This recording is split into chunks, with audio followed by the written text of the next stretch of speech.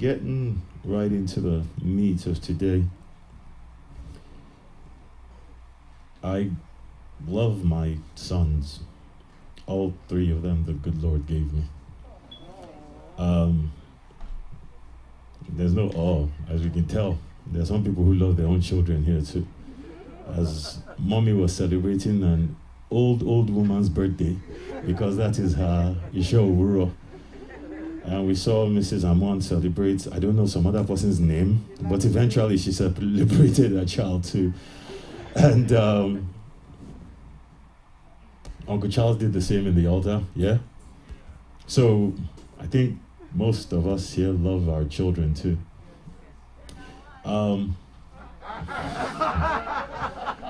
Please, wardens, if there are any noisemakers in the church, please deal with this. So, the reason I bring that up is we always joke when we're with our parents that which child do they love more and this and that.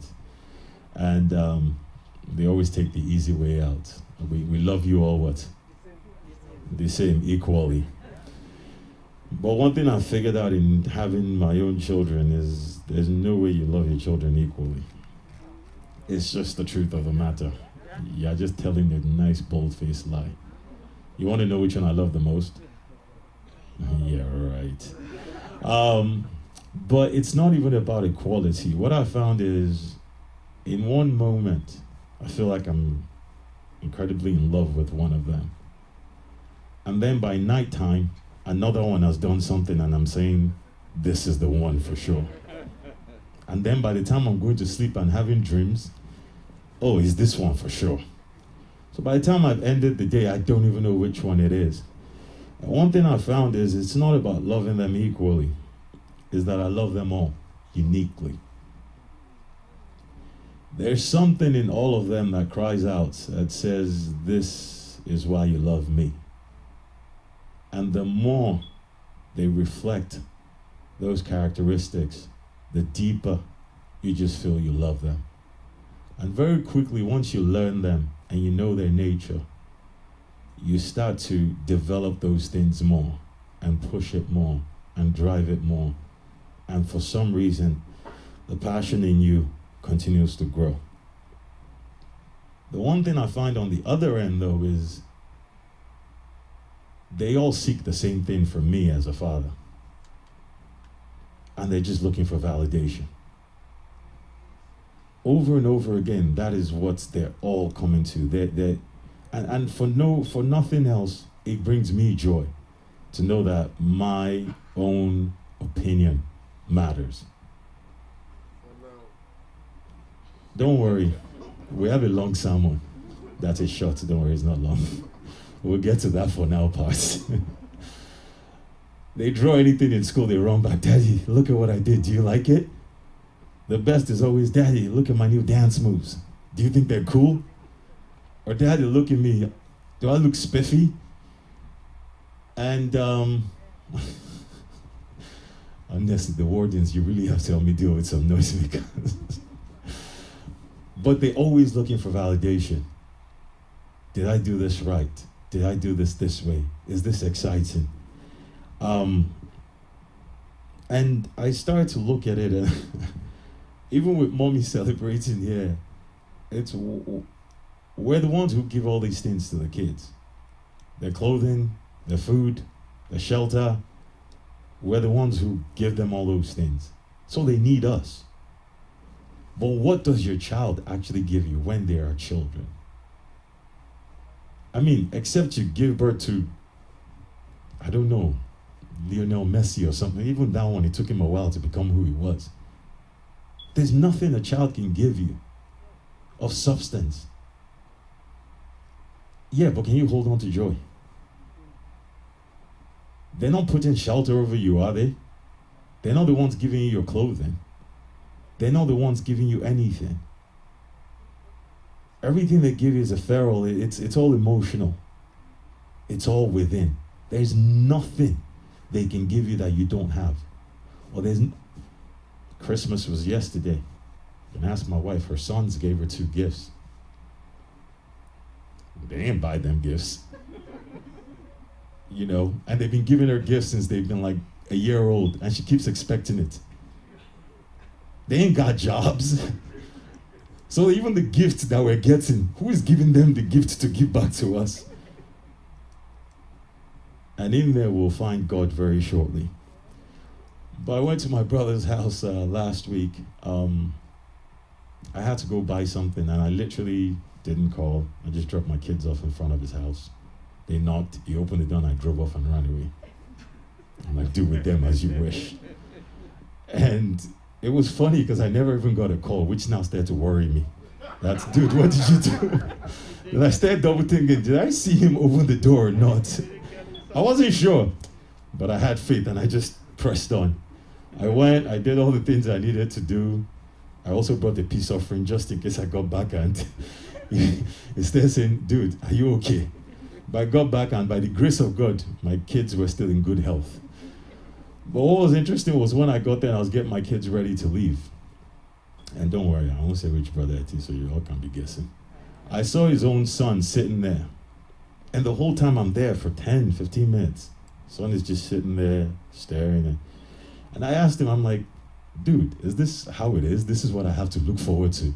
Like, there was no engagement, nothing from him. And he's like, oh, absolutely. Believe me, once they get to this age, they don't care about anything anymore. It's about their friends, and it's about them. That part you were talking about, right? Just for a moment. Yeah, it's like the only time they engage with you is when they want something. When I wake up and I see that the whole house is clean, even the vacuum is being vacuumed, then I know something is up. And not long after, what you hear is, hey, Dad, I wanna go hang out at Steve's house, and we're going to a little party. Then you understand why they did everything they did. And now it's not about the relationship anymore. The only time they're seeking your validation is one time and one time only, when they want something from you. Which brings us to Hosea 11, the first lesson, verse 1. When Israel was a child, I loved him.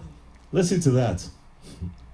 Just like us, when our children, our babies, our children, we do what? I love them. Not that you stop loving them, but they test it. When Israel was a child, I loved him, yes. And called my son out of Egypt. And I called my son out of Egypt. Go to verse 3. I taught Ephraim also to go. I taught him to go by doing what? Taking them by their arms. Thank you, taking them by their arms. You know when they're still wiggling and wobbling and you're holding them. I take them by their arms. But somewhere, if you read the rest of that verse, that relationship got broken. The child got older, and he was no longer seeking the validation of his father. What was verse 2 of the lesson? As they called them. As they called them. So they went from them. So they went from them. Continue. They sacrificed unto Balaam. They sacrificed unto Balaam. And burnt incense to graven images. It wasn't about me anymore. It became about the validation of their friends. It became about the validation of their girlfriends, their boyfriends, the validation of the world, the validation of whatever social media craze is going on now. It was no longer about me and what I thought anymore. This is the story of us. And why is it so painful to God? I don't need to ask you that if you're a parent here. Why is it so painful when they stop seeking out your validation? When they stop seeking you out? In the book of Psalms 129, verse 14, it says, I will praise thee, for I am fearfully and wonderfully made. Marvelous are thy works, and that my soul knoweth right well.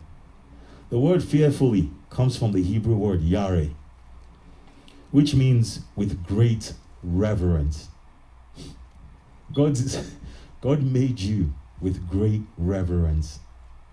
great consideration, great attention, heartfelt. That's the word. Heartfelt interest is what he used to make you. Lay out every muscle, every vein within you. And then it says, wonderfully came from the word pale, which is unique. That's all the word means. You see why I said you love them uniquely? Because there is something unique about you. And God made that. We talk about how you can't duplicate any fingerprint. And that's proof to you that there is a uniqueness within you. Because the emotional one we can lie about, right? But you can't lie about this. We all know we all have different fingerprints. There's no two. So I worked so hard on millions, billions of you, creating you with great reverence and love. And uniquely saying to myself that, oh no, I must tweak his a little because he must be different from him. She must be different from her. This is the time you took out.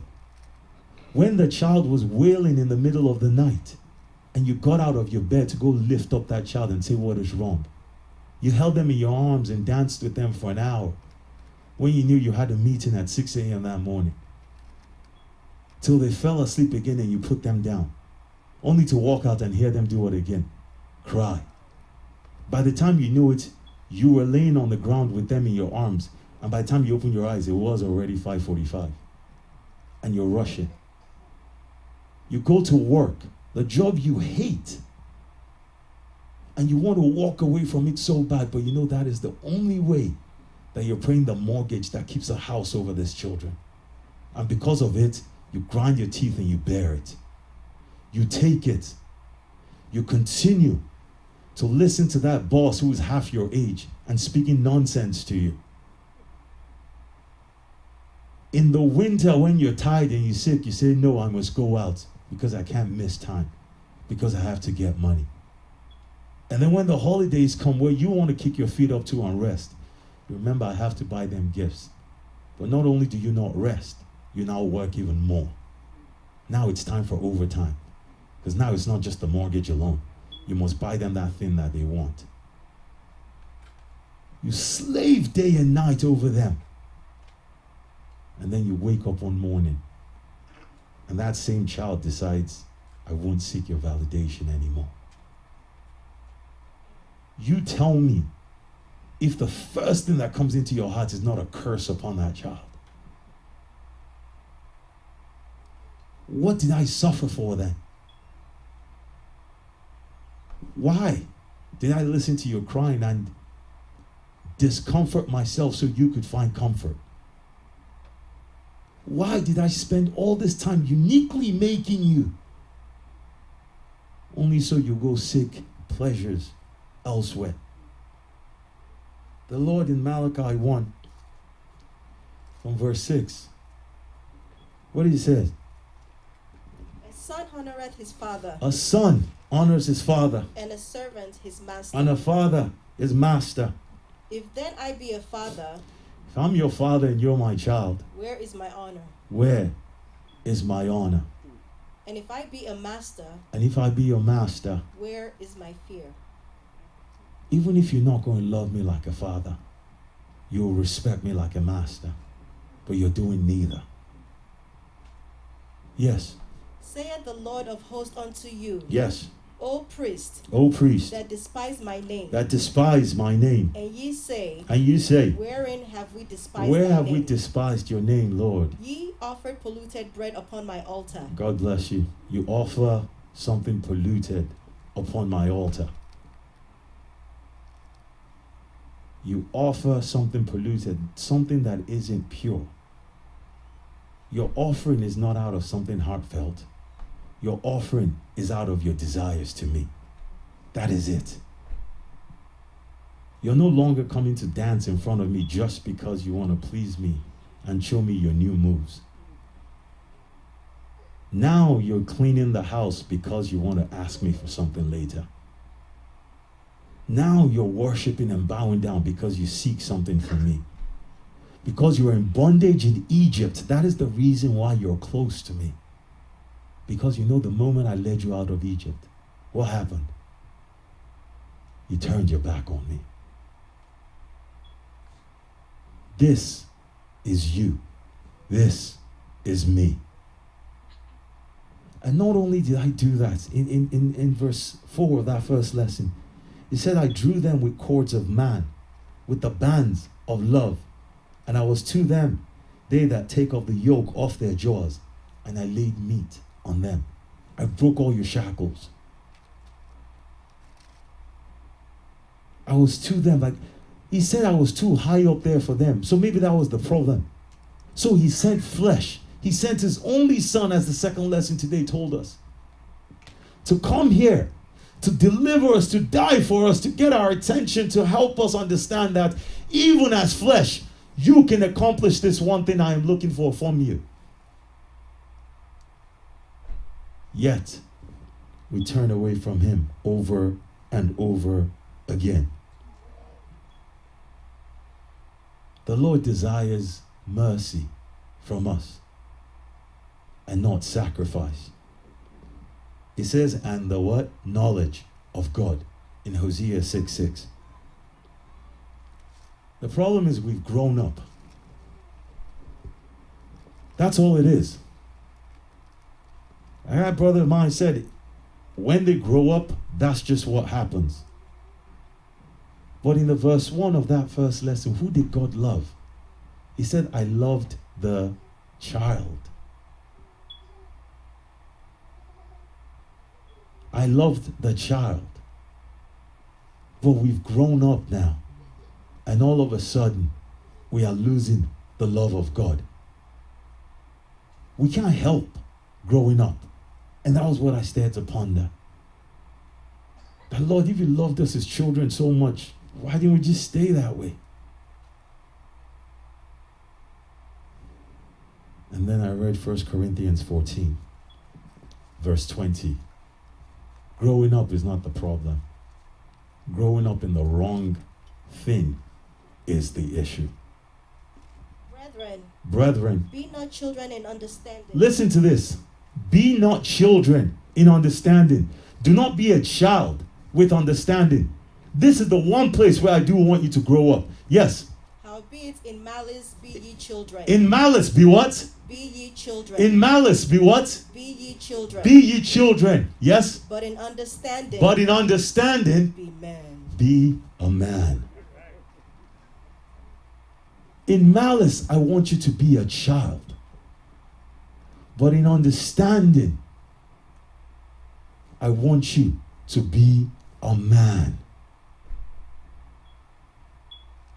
It says, I seek charity, not your sacrifice, and also the knowledge of God. So the man in the knowledge of God is what he seeks from you. But the child in your heart is what he demands of you. And that is exactly how we stay in the love of Christ. What does that mean for each one of us? In Matthew 22, we all know it. When they ask him which are the greatest commandments, Jesus said, you shall love the Lord thy God with all your heart, in verse 37 and 39. That's the first and greatest commandment. And the second is like unto it, thou shalt love thy neighbor as thyself. Unconditional love is what the Lord is demanding from us in our childlike state. That is the child he never wants you to grow up from. It is the same child that you will punish and will be the first one to come and hug you again the next day. It is the same child you will say no to 100 times. And perhaps you will change your mind so they will come back again. It is the same child that you yell at for doing something wrong in the morning, yet they feel it is okay to come back to you at night and lay next to you. This is the love that lives in a child. It's a love that doesn't know any show. It's a love that doesn't know the burdens of this world. It's the love that doesn't know the burden of rejection. It's the love that never gets hurt. It's the love that they speak about. I think it's what? 1 Corinthians 13. Love is kind.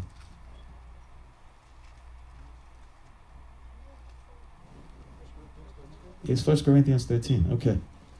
Love is kind. If someone finds it eventually. Love suffers long and is kind. It doesn't envy. It doesn't vaunt itself. It is not puffed up. It doesn't behave itself unseemly. Seek it not her own. It doesn't seek its own. Is not easily provoked. It's not easily provoked. Thinketh no evil. It doesn't think evil. Rejoiceth not in iniquity. It doesn't rejoice in iniquities. Rejoiceth in the truth. It rejoices in the truth. Beareth all things. It bears all things. Believeth all things. It believes all things. Hopeth all things. It hopes all things. Endureth all things. Endures all things. This is what the Lord is demanding from you and I. If your child is still young enough, some of them still believe Santa really does come down the chimney. Because they believe all things. But when you hear a thing from the doctor that says, you only have 2 days left. Because they are the doctor, we now put them over God. Because we're adults now, so we always listen to reason. We don't listen to the power of God anymore. It doesn't hold grudges. No. I'm normally a forgiving person, but this one is too much. This one is too much now. Imagine if your child said that at some point. How many no's have you told your child? And then by the fifth no, no, this is too much. I'm not taking another no. They don't. They don't. They take it and then they come back again the next day. Because they're not holding a reminder of any of those things. They don't see you as hating them because you chastise them. They take it, they cry, they move on. And they want to watch TV with you again the next moment. But when they start to get older, and they start remembering too, and you yell at them at the morning, they don't talk to you again for 2 days. Because now they're grown. And that's what the Lord is saying you need to cast out of your hearts. This is what you need to chase out of you. He says in malice, be like children. We're going into a new year, and we heard it in the sermon on Christmas Eve. Look into your character and find where there's still malice and cast it out. If you have, especially boys, you'll be sitting in the living room with guests. That's when one of them will decide to run downstairs without a towel. Coming out of the shower, Daddy, come and dry me. I'm like, oh, Holy Spirit, take control. They don't care. Because there's nothing for them. This was Eden. There was nothing to hide. There was nothing to hide, which is why it's so easy to catch children when they do something wrong. Because the moment they do it, their countenance changes. Once they know you've yelled at them about something before, all of a sudden they're doing it secretly. And that's why they're so easy to catch. But once we grow older, we know how to lie to cover up the lie for the original lie that we told. In malice, be like a child. This is what it demands from you and I. There is no nature. Look at the nature in you and ask yourself, what am I being like now? Who are you still holding a grudge against? It's the same kids. Oh, Daddy, me and Mark, we stepped on my toe in school today, and so I pushed him, and he shoved me back, and I'm not talking to him ever again. Next day, oh, you're having a birthday party. Who should we invite? You didn't give an invitation for Mark. Well, I thought, no, me and Mark are buddies. Okay. Not us, though. Oh, no. She didn't say hi to me in 2022. Now it is 2033. She's not coming to my 50th birthday, God forbid. Remember when she didn't say good morning to me? How long ago was that though? It's not how long. Her heart has not changed. I still see the way she looks at me. Do you not know she's reacting to how you have treated her for the last 10 years because you think she did something that she didn't do to you? But now he has turned into something that it wasn't supposed to be. What nature in you is still wearing malice? Because this is what infuriated God and got him to the point of destroying the children of Israel, like the Hosea 11 is telling us. I loved the child. You want to live in the love of God? Cast out the malice within you. Chase it out. Love your neighbor. Love God. It is an easy thing. It is something children do without working at it. It is just natural to them. It really is. It doesn't matter who it is. You put your hand out, they're raising their hand up to be carried by you because they just trust that there's goodness in you, that your intention is good. And even when you do something vile to them, they still assume that you've changed. And they're right back at you again. The same child you slap with your backhand will be telling you to open your front hand to hug them. That is who they are. Because they're always looking for the good in you. Do you do the same to your neighbors? Even when they smile, you're smiling at my misery. It was smiling because he saw me in pain. What? We build these cathedrals of hate in our hearts. And it completely blinds us. And somehow we think we can compartmentalize it from the worship of God. That has nothing to do with my relationship with God. This is me and them. It has everything to do with your relationship with God. Because at the end, it is simply put, no matter how much you do, no matter how much you give, that's in 1 Corinthians 13. Give out your home. Give out all the charity you want. If you have not love, it is nothing. It is all nothing. Pour whatever you want out. Go and give gifts to all the poor in all of Nigeria. Give them all $1,000. If you still don't know how to forgive, God doesn't care about any of that. It is not the charity of your money. It's the charity of you he demands. Because that is all we are honoring. We are honoring ourselves. Nothing else.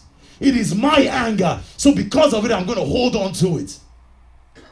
You honor your anger above the love the Lord demands from you to give to your neighbor. This is what you lift up over God. Look at all the names it was given to those idols in verse 2 of today's lesson. They came out and they were giving offerings to this, giving offerings to that. What do you think the translation of that is in today's world? You think it is before you go and put some food in the middle of what's that thing they do in Nigeria? Where they put it in four-way road. No, me and him will talk later. I have a special prayer for him after this. That's not when you've put sacrifice up. The sacrifice you put into your own emotions, your own right. Those are the things that you're still sacrificing to. We sacrifice to ourselves over and over again. Because you make it all about you. That's why I love love your neighbor and love the Lord your God. It doesn't say anywhere there, love yourself. And you have to understand that this love you have coming out of you has limits.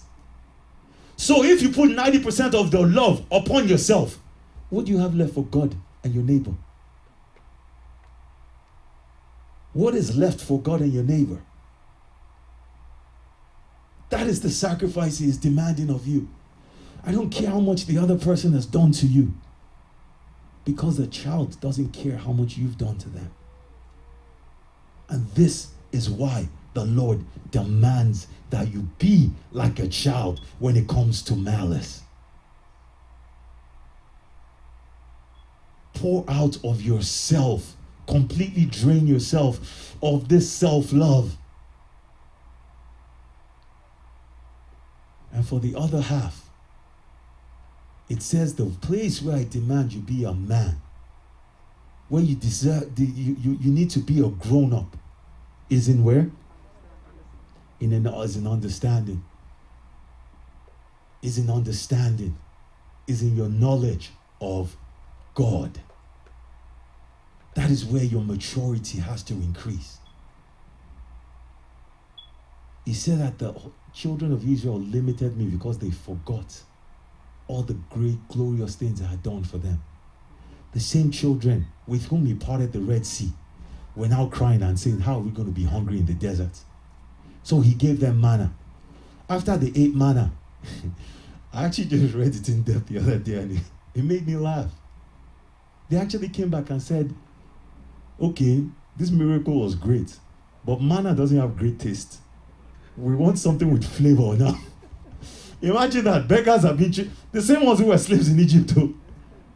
Hey, it doesn't taste great. It's nourishing, but we need meat. We need steak. No, it wasn't good. Leave goat meat alone. It had nothing to do with goat meat. And they ate, and God got so upset. He said, you know what? You won't eat meat for 1 day, not 2, not 3, for a whole month, till it's coming out of your nose. Like I could actually imagine God he's just ready to, it's like you eat so much of it, it will come out of your nose until it completely irritates you now. That was the anger they kindled in God. All because of what? Fear kept gripping them. Because they just kept forgetting. They kept forgetting. Who is this God? I won't get into it because we don't have the time. I have to start rounding up very quickly now. But go and read Psalm 77. It is the absolute picture of this whole story. David starts with all the trials and struggles he's going through. Lord, when are you going to deliver me? Then by the time he gets to just read verse 10 and 11 actually. If you Then I said, this is my infirmity. This is my infirmity. But I will remember the years of the right hand of the Most High. I will remember what? The years of the right hand of the Most High. I will remember the works of the Lord. I will remember the works of the Lord. Surely. I will remember thy wonders of old. I will remember thy wonders of old. I will meditate also of all thy works. I will meditate on all thy words. And talk of thy doings. This is what he's going to use to continue to stand firm in God. Grow in the knowledge of God. He said without faith, it is what? It is impossible to please God. We heard last Sunday, let God be what? If you know who God is, then why would you ever not have faith and trust in him? If you truly have the knowledge of God in you, why would you live in sin when you know the fierce anger? In Hebrews 10:25, it said, if you continue to sin, all that left is the fearful expectation of judgment, because you have trampled on the blood of his son. Coming back to the child again, the one he loves. Imagine if anyone hurt any of our children, what we would do. The knowledge of God. You cannot have it in you and continue to wail and moan over what you do not have. Because if you knew God, you will know it's nothing about that. Sermon of last week too, who said it? Actually, he said it to me a while ago. I just wrote it down. I think he mentioned it last week. God lives in the reference of eternity. That's all he cares about. We live in this. Was it the shepherd that was giving us calculation the other day? That the 70-something years was just 2 hours on God's clock. He's worried about 2 hours? You really think he's worried about 2 hours? He's looking at your life and all he's thinking is, I want to make sure they're here with me, as it tells us in John 17. That I want this once to come and be here with us. As I am with you, I want them to be with us. That is all God cares about. So the desire of your heart, while they're personal to you, while they're great, if they're not aligned with what will get you to eternal salvation, it doesn't matter to God. And I need you to understand that, because that is you growing up in the knowledge of God, getting to a level of maturity where you say, I want this from you, Lord, but I will not let you break it. Let it break me. Because we love to quote the stories in the Bible. Oh, like you did it for Ruth, oh Lord, give her a husband of joy. But like Ruth lost her husband and found Boaz, there was also Anna, the daughter of Phanuel, whose husband died and didn't have another husband. He says there were many widows in Zarephath, but there was only one that was delivered. What happened to the rest of them? Did he say they weren't praying to God? It just wasn't their story. For every Sarah that was blessed with a child, there was the daughter of Saul who had none, whether it was by curse or by just God's will. So everything where we see these glorious things happening here on earth, there's another story that it didn't happen, and that's why he tells us in Hebrews 11 that some of them received the promises, but they never saw it here on earth. That is you having the knowledge of God and not letting your faith, your trust, your belief in him be anchored on what you're going to get from him. You must understand God. We'll round up with these two things. The hymn of today. I wasn't even going to bring it up anymore, but then when we sang it, I was like, all right, God. That hymn 297. It starts with the sun and the moon are my testament, illuminating great lights to the world, and the whole world trembling in fear and awe. I am the celestial church. God announces himself, letting you know the greatness he has in him, that he is used to create you and I. And that even if you don't witness his greatness because you haven't seen him, the sun and the moon are a testimony of how glorious he is. But when he now brings it to us in the second verse, all ye my beloved in celestial, why are you still filled with sins and evil? Why are you being grown-ups in malice, but children in my knowledge?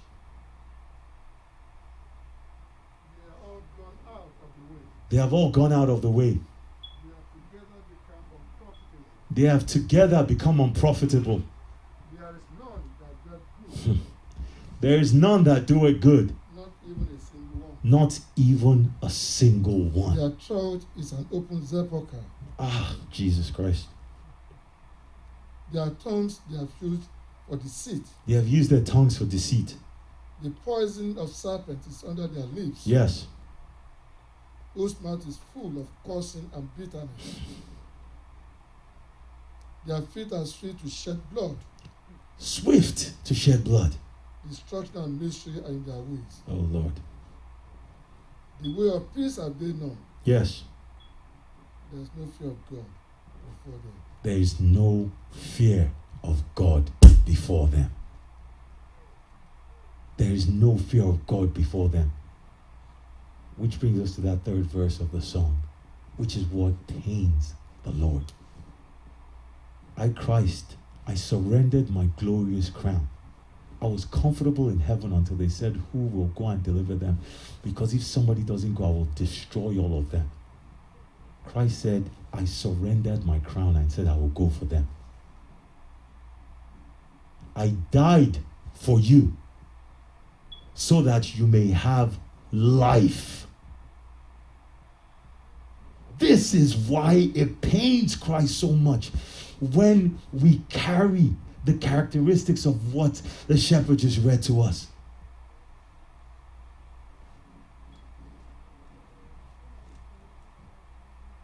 It's a new year.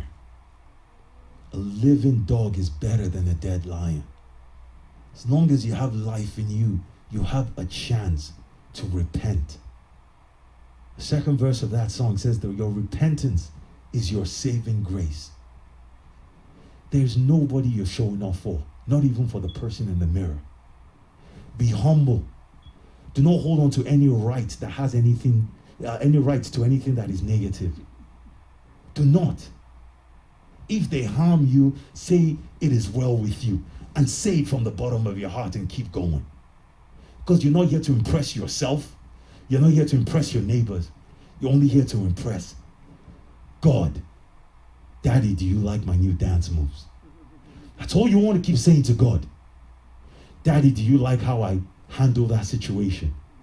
Daddy, do you like how I responded to that person? Because if you cannot say that, I can tell you without a fact that God is unhappy with you. And grow in the knowledge of God. Understanding that anything you have is by the grace. And we end with this poem. It's very short. It's from Jane Kenyon. I got out of bed on 2 strong legs.